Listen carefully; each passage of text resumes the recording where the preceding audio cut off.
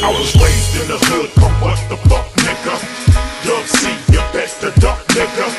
Fuck me, you out the luck, nigga. This is Los Angeles, this is Los Angeles.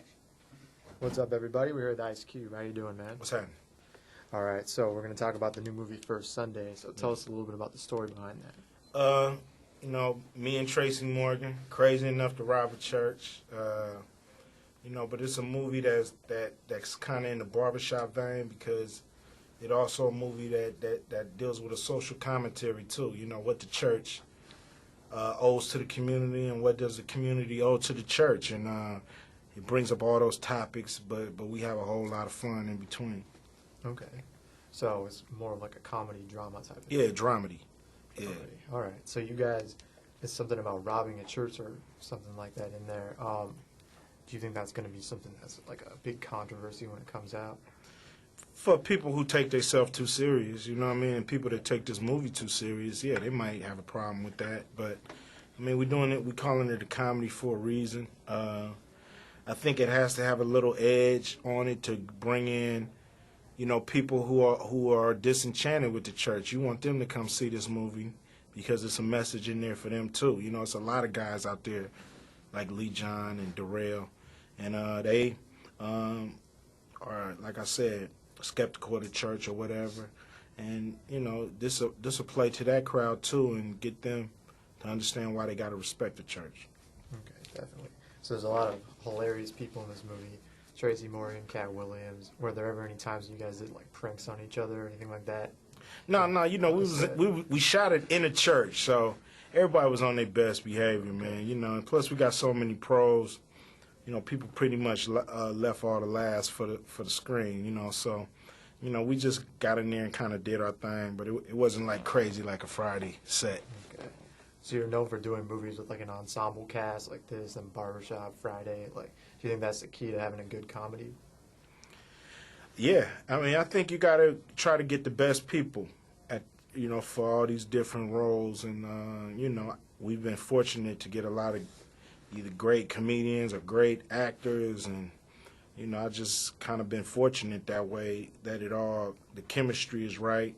I've never had a movie where the chemistry was funky, and I guess I'm lucky because of that. So what do you hope everyone that sees this movie will get out of it at the end of the day? Have a good time, laugh, have fun. I hope it meets people's expectations and goes beyond people's expectations.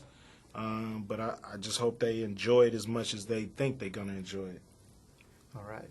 So you just dropped the video for the new single, Gangsta Rap Made Me Do It, too. Yeah. And I'm sure that's going to be stirring up a lot of controversy. What did you hope everyone got out of that video? I mean, just last year, everything was blamed on gangster rap, from Don Imus to the Virginia Tech shooting to Michael Vick.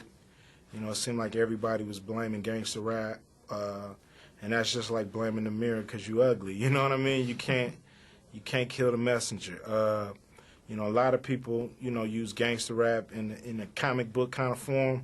A lot of people use it as, USA Today, newspaper, and people, you got to be down with rap to even dissect the styles. Yeah. So you got people that's outside of rap attacking what they don't understand, and they just trying to, make it an easy scapegoat for all the problems of the world. So this song basically was saying that's absurd.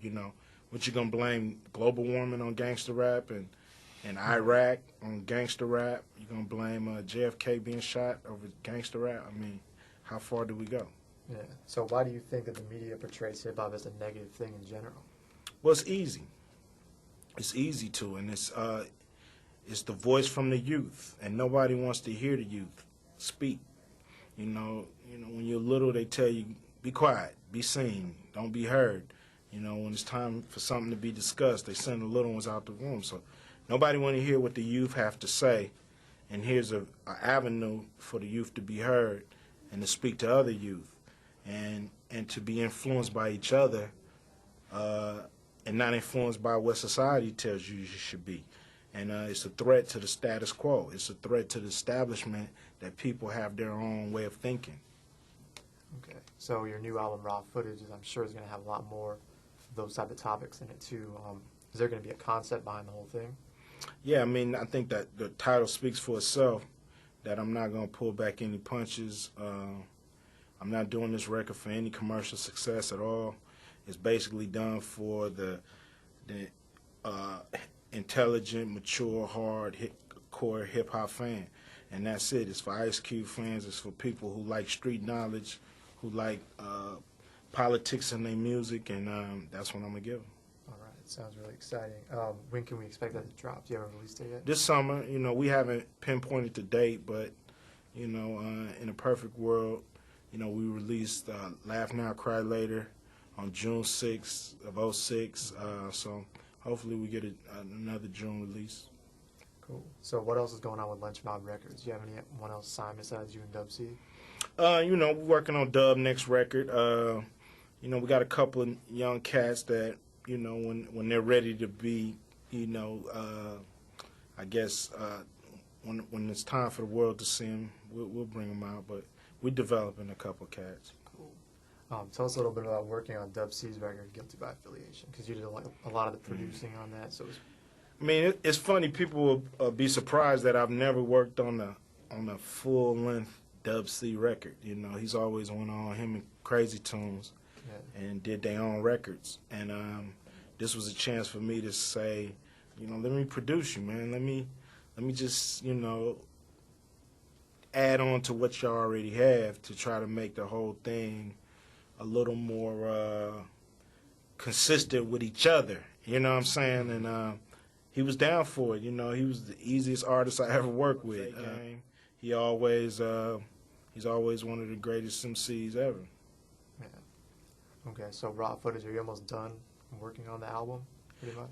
We're about 70% of it we got done, so we just putting the icing on the cake and, starting to try to promote it and just get it ready. Gangsta Rap Made Me Do It is just the first glitch of what's coming. And then are you going to be producing most of that record yourself? Yeah, I always get producers to do the music, but as far as everything on top of that, usually is kind of my production. Cool. All right. So is there going to be a fourth Friday film in the works? I think that's really on Chris Tucker. I don't want to do another one without him. So if he wants to do it, then I'll consider it. But until he tells me, that's what he wants to do, because I think that's what the fans want, and we'll see. Definitely. Okay, so we wanted to do a couple of little throwback questions too. What did the tracks sound for the NWA reunion album that never came out, like Chin Check, like around that era you guys were working on? Well, we didn't really get through a lot of them, We didn't really get to any of them. As a matter of fact, it was kind of like, we had beats. But at the time that we decided to do that record was the time when Dre, ran into Eminem, and, that ball started rolling a lot stronger, and 50 Cent, his whole movement. And I think, Dre was kind of overwhelmed with the success of those two artists, and he really didn't have time to do a record that people expect, So it's better not to do it than to do it half-assed. Okay. So, that's just, when he called, I'll be there. Cool. So have you talked about anything with Detox, anything like that? No, but, I'm expecting a call from Dre, and, I'll be on it. Cool. If I take you for granted, ain't nothing to it. Gangsta rap made me do it. If I fuck up the planet, ain't nothing to it. Gangsta rap made me do it.